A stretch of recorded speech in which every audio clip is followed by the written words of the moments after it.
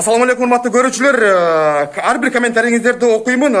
Бакай Кашкарбаев жөнүндө ар кандай маалыматтар чыкты. Бүгүн биз Бакай байке менен дал ушул Бакай байке бирөө сөз айтып койсоңуз. Ден соолугуңуз кандай? Жана мына ички иштер министрлиги сизге кандай мына кысым болбодубу? Жок, бир тургандар. Андай кыскан, андай коркуткан, андай мыйзамсыз заман өттү бир тургандар. Азыр биз оңолуу жаңы доорго келдик. Ал эски, ал тетиги 2020 жыл менен калган, ал тетиги мурунку динозаврлардын убагында заман ошондой болгон. Азыр элдик бийлик келди бир тургандар. Туура жанагы жерден мыйзамдар бар экен да, мен деле ал мыйзам бар экенин билген эмесмин. Андай барып сотту антип барып кыйкырып өкүрүп давление кылып, жанагындай башыңды кесем, анан көзүңдү чукуйм, тигибу деген сөздөр чынында мыйзамга туура келбейт экен бир турган. Аны моюнга алыш керек. Анан ал боюнча кече тергөөчүлөр мени чакыртты, менин көргөзмөмдү алды. Алар дагы мен эми ниетим жакшы эле болчу, мындай реформа болсун, өзгөрүү болсун. Жабылдыбы же кандай? Дагы чакырышы мүмкүнбү сизди? Иш тергөөдө, бул кылмыш иши ачылыптыр. Кайсы бир берене? 355-чи берене менен мага кылмыш иши ачылыптыр. Давление кылган, коркуткан, үркүткөн, көзүм чукуйм деген, жанчыйм деген. Арыздануучу ким экен сиздин маалыматыңызда? Арыздануучу ошо көлдүн эмелери, жана сот прокурорлору арызданыптыр мага. Сот жаңы келген кадрлар бекен же мурдагылар? Мурдагы кадрлар. Бирок булардыкы мыйзам чегинде туура, мен баягы кирип алып эме кылганым, аны моюнга алыш керек. Баягы эмоциональный сүйлөнгөн сөздөр айтылган, баягы жан күйгөндөн айткам да бир тургандар. Жан күйүп, жана апакебиз ыйлап келип, монтип балабыз 2 жылдан бери түрмөдө адилетсиз жатат деп, мына Орозбайке сиз деле бар болчусуз. Ошол боюнча баягы биз ачууланып, аябай катуу сөздөрдү айтканбыз. Эмоция үстүндө айтыңыз беле? Эмоция менен айтылган сөздөрдө бир тургандар. Анан өзү Садыр Нуркожоевич айтып атпайбы? Маданияттуу болгула депчи, маданияттуу болгула деп.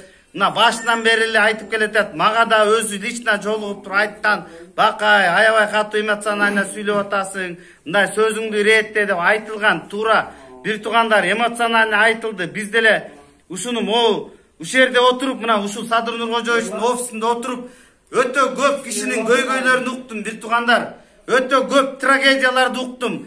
Эми ушундай трагедиялар бар, брат, бир тургандар. Бала чакасы менен кыштын кыраан чилдесинде талаада калган, мыйзамсыз жылдап түрмөлөрдө жатат. Адилетсиздик, мыйзамсыздык аябай көп.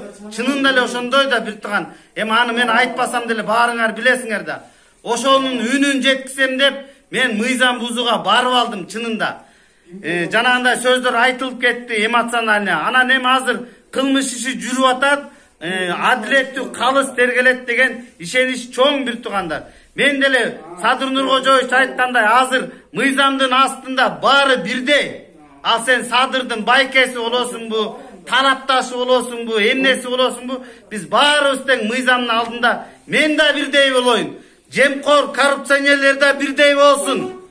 Адам укуктарын тебелеген прокурор, соттор да бирдей болсун. Эл ырыскысын урдаган уурулар да мыйзам астында баарыбыз бирдей болобуз.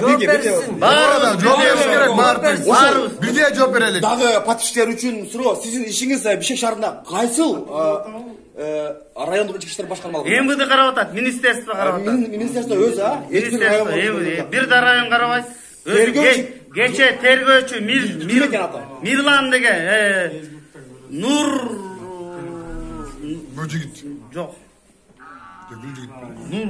Нурдан башталат да. Нур жакшынакай эле бир туган экен, келди, экөөбүз отурдук, чайын суусун берип атты. Байке деди, сиз болгон иштин жагдайын гана айтып коюңуз.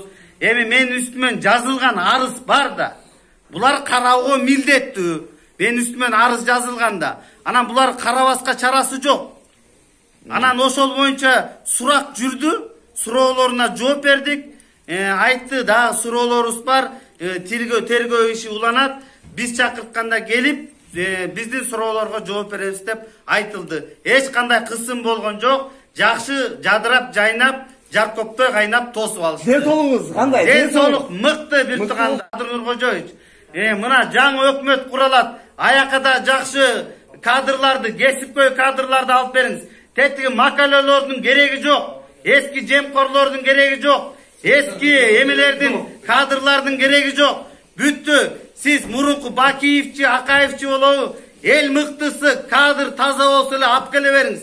Anan hurmatlı deputatlar, sizler de Sadır Nurkojoyevичка mınday toskol bolboңуздар.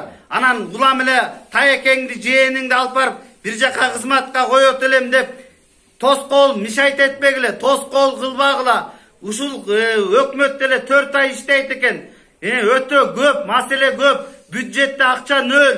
Ошону бат-баттан кыймылдатып, аппарат жетекчисине да жакшы киши барсын, өкмөт аппарат жетекчиси деле өзүнүн эмелерин жакшы аткара алган жок. Аны кыргыз эли ачык эле айтып атат. Эл көрүп билип эле атат. Ошого урматтуу Садыр Нуркожоевич, мына жаштар айткылачы, Садыр Жапаровду колдойбузбу? Колдойбуз. Садыр Жапаров жана кадрлары өзүн Садыр Жапаровдун эмесине ишенебизби саясатчы? Садыр Жапаров мына жаштар колдоп турат. Артыңызда дүркүрөгөн армия турат. Армия, моякта келип кетип аткан балдардын баары сиздин личный гвардияңыз. Биз сиздин любой кызматыңызга күнү түнү даярбыз. Тура бер тугандар. Урматтуу подписчиктер, Бакай байкенин ден соолугу жакшы жана өзү тууралуу бул жеринен маалымат алып бердим.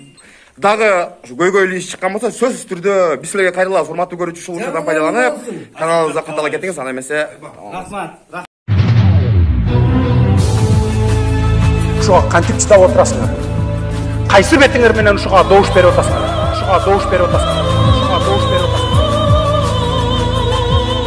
Эми мындайда урматтуу депутаттар, чындыктай ачуу болот. Улуттукта окула. Урматтуу депутаттар, талап бересиз. Менин башымды кесип коюшуңар мүмкүн. Но бирок тилимди кесе албайсыңар. Бул менин мыйзамдуу укугум.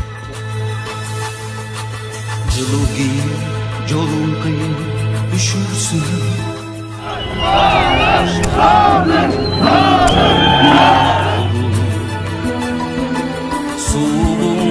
Мен эртеңки кыргыз мамлекетинин келечегин ойлонуп атам. Эгерде менин сөзүм жакпаса, кулагыңарды жаап отургула. Чындыкка эгерде чыдабай атсаңар.